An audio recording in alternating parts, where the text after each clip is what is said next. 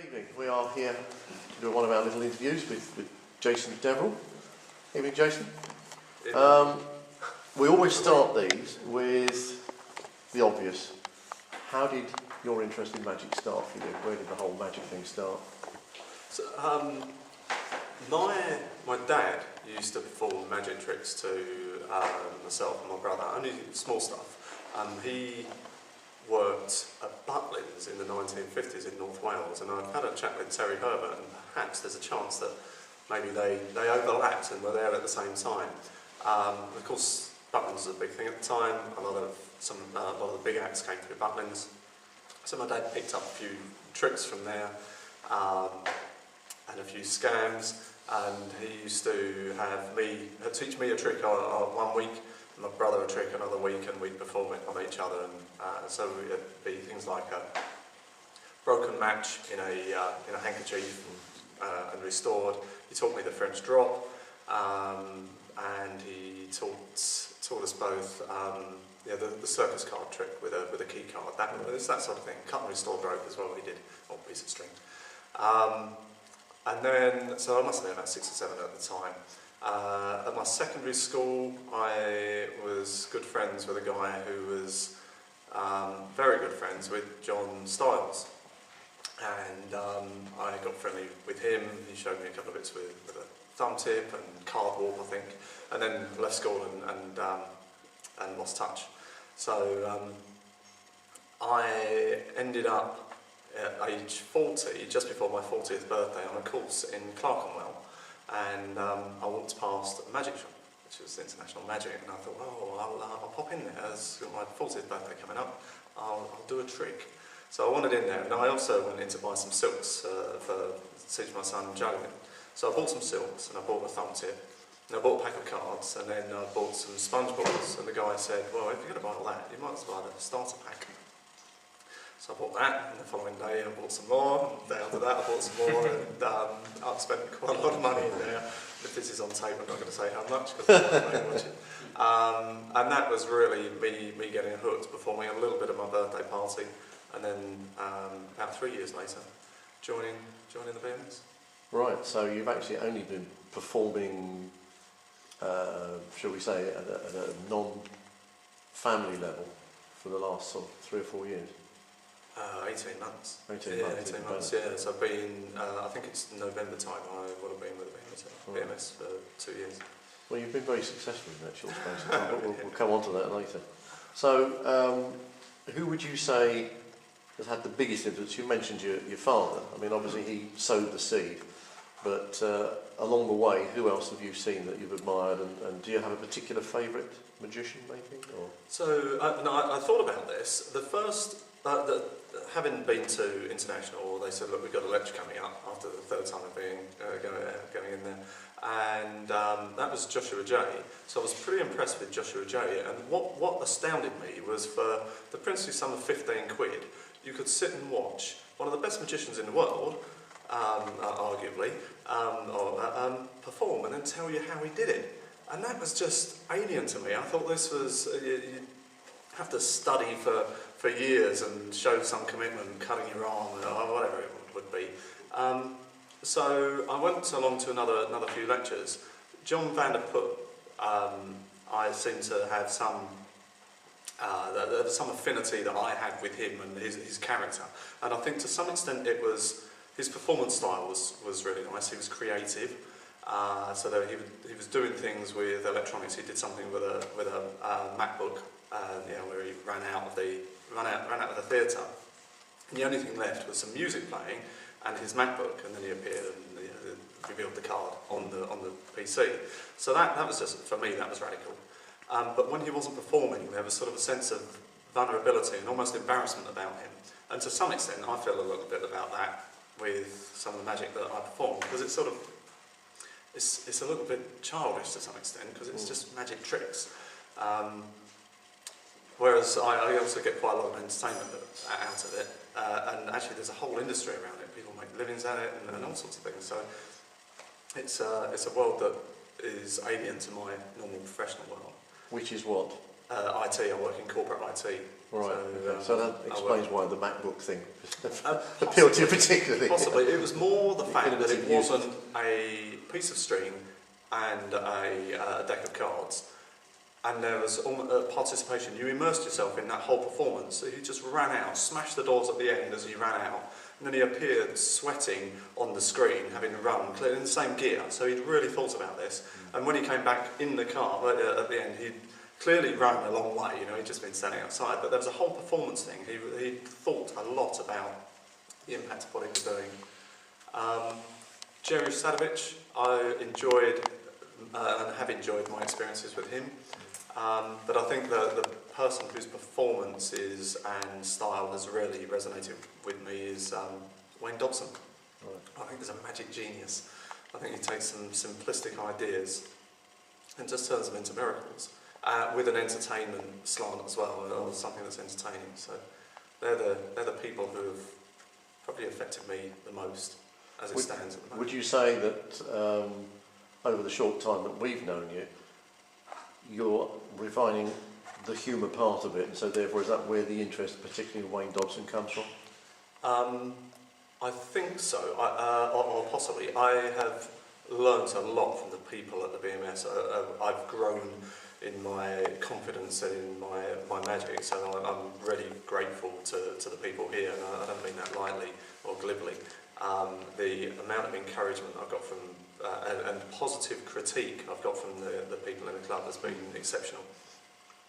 I think I enjoy the comedy part, because I think life is a bit too serious at times, and part of my core is flippancy and irreverence, so I quite enjoy that side of life, not just magic.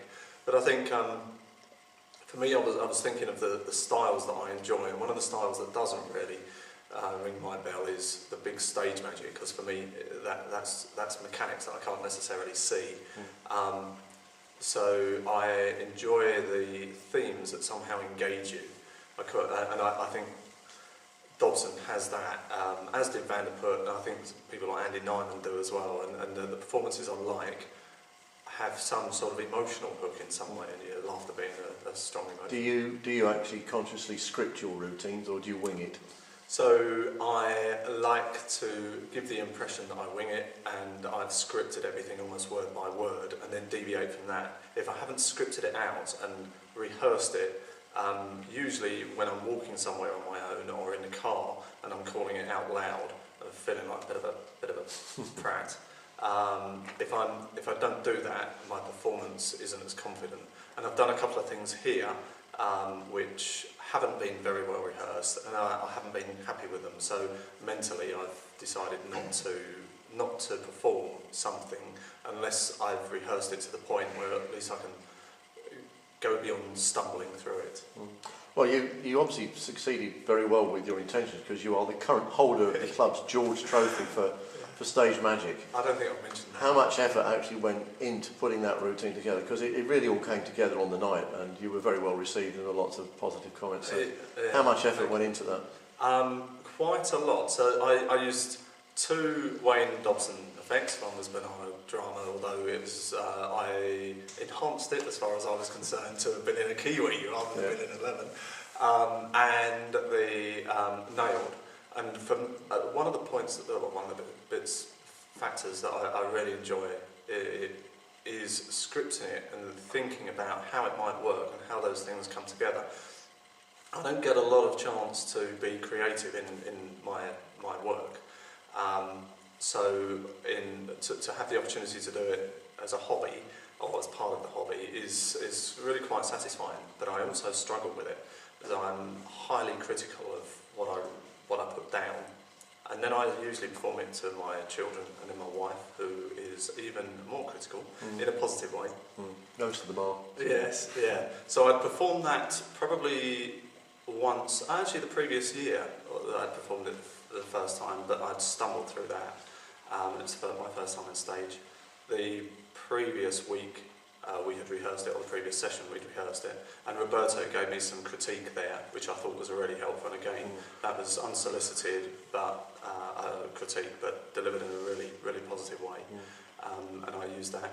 So I think that was sort of a fruition of a good few months of scripting and playing with the ideas in my head, and then 3 or 4 full run-throughs in front of different audiences, and then factoring their feedback into it. Have you had the opportunity to perform that act other than to the club members and to friends? Have you had the chance to do it anywhere else?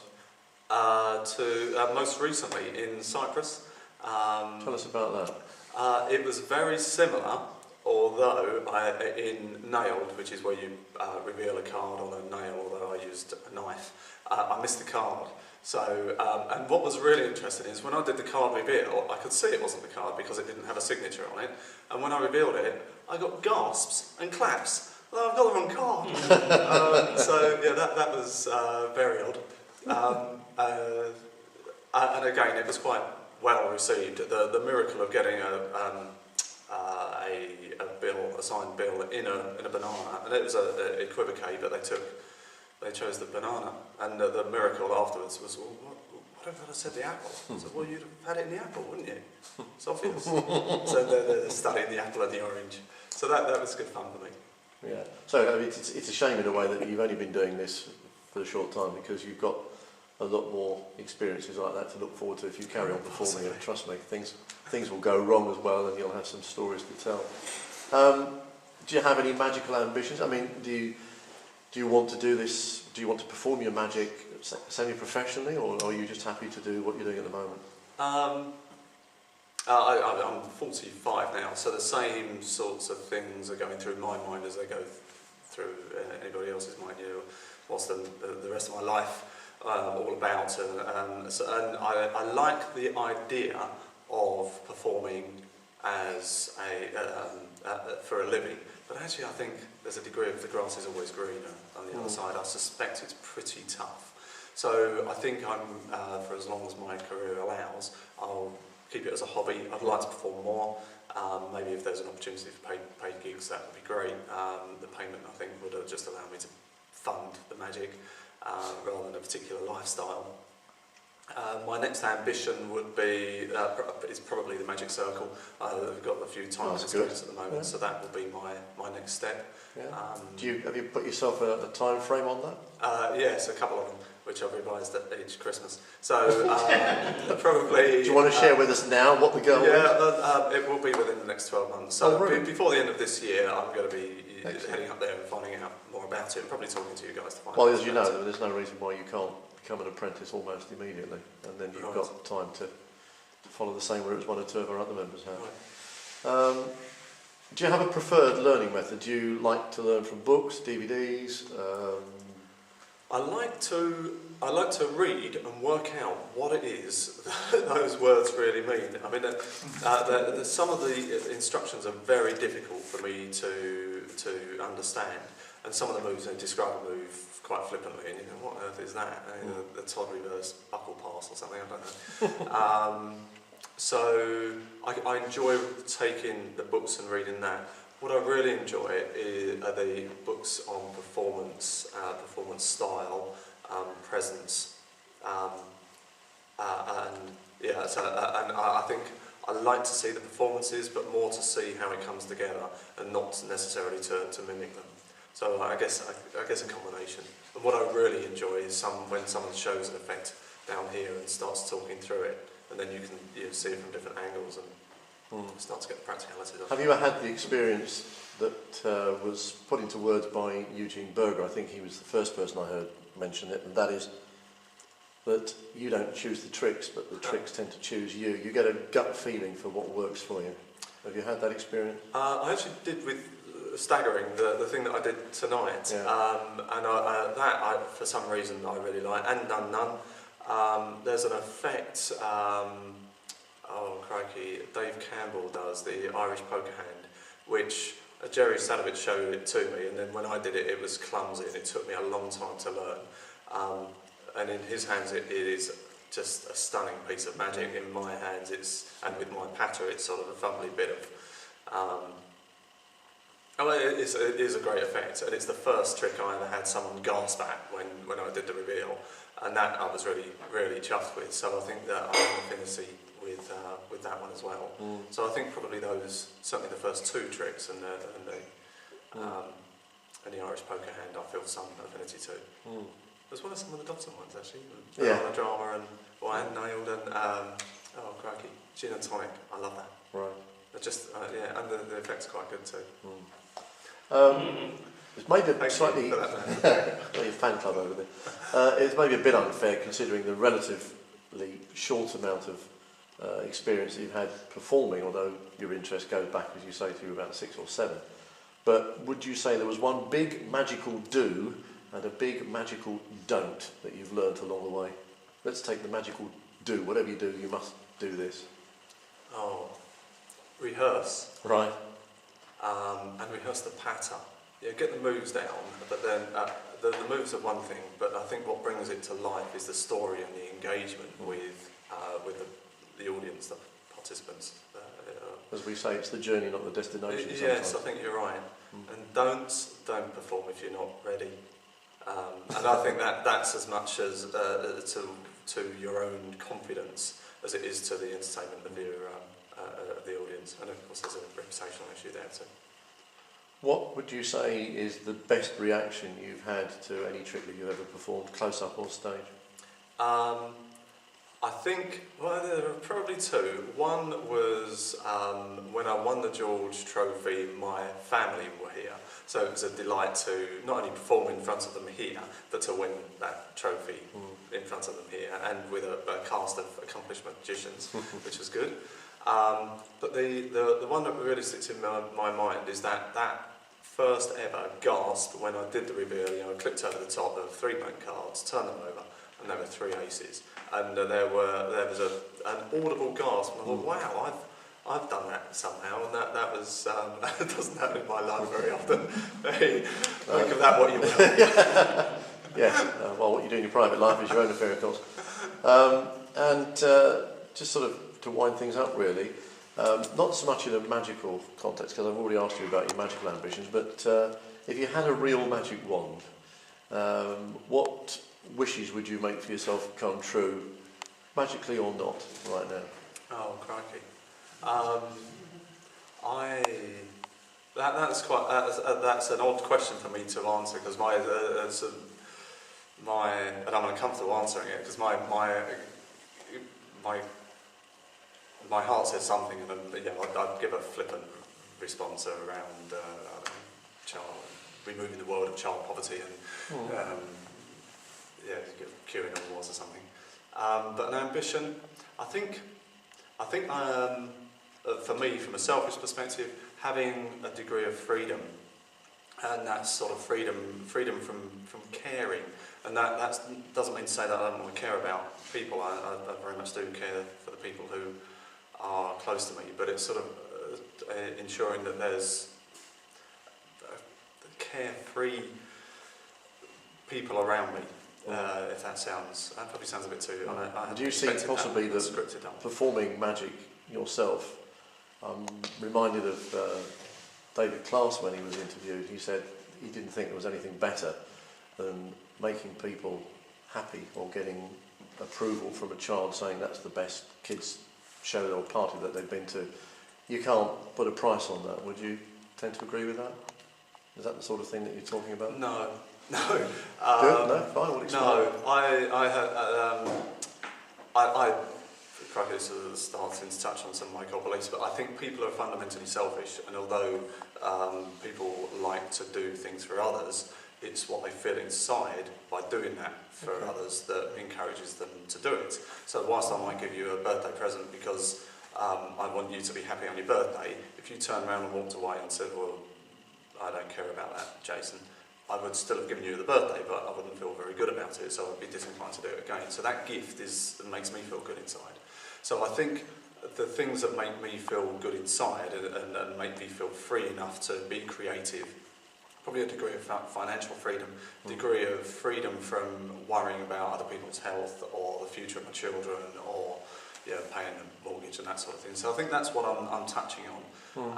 So that wish would be to have a degree of freedom in myself, and that would allow me to make me feel better by doing things for other people, that sort of thing. And is that the sort of thing that would hold you back from actually making the jump and becoming a full-time professional magician? Yeah, there's a whole suite of things that would hold me back, I'm sure. But it's all to do with balance, I think. And I'm in a very fortunate position overall. You know, I've got I've got a great career. I've got a lovely family. I've got time. I've got a nice house. I've got time enough to do magic and socialise with some of the people who I enjoy socialising with. What I'd like to do is have more of that time than some of the commitment I have to put in order to give me and my family that degree of freedom. Well, you've certainly succeeded in giving us your time this evening, and we certainly enjoy your company and what you do and your magic. May you go from strength to strength. Thank you, Jason. Thank you very much. Round of applause for Jason.